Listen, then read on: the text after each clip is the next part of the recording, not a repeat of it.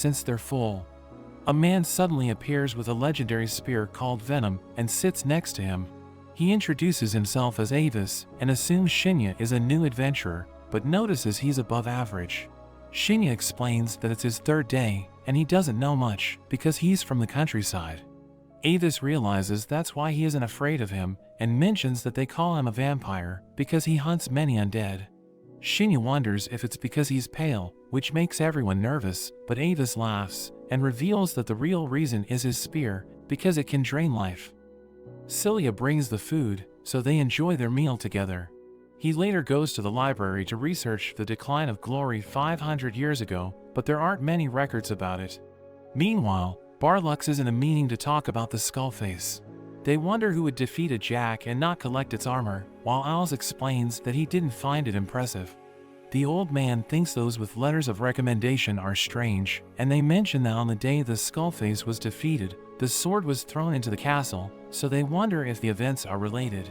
Barlux wonders what the sword looked like, so the Knight Aldi reveals that the blade was 2 meters long, made of magical steel, and enchanted with the element of light, so it's as powerful as the national treasure.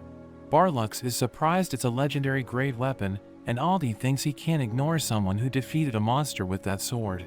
Shinya eats a skewer in the square, and notices a girl staring at him, so he offers her food, and notices she doesn't look like a beggar. The girl is a tiger type, and she introduces herself as Millie, thanking him for the food.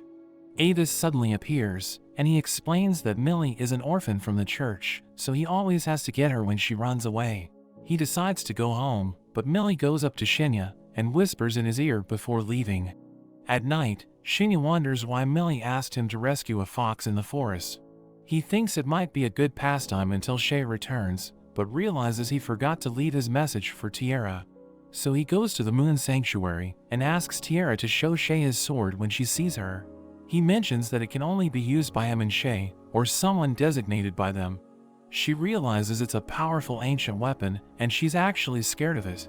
Shinya thinks it must be because of its materials, and mentions the monsters he defeated to create it, but Tiara wonders why he keeps talking about legendary monsters. He asks her to keep it safe anyway, and gives her letters to keep in touch, explaining that they will be able to reach him no matter where he is, because she just has to write the person's name and say send. But Tiara wonders why he doesn't send it directly to Shay, so he explains that he tried, but kept failing.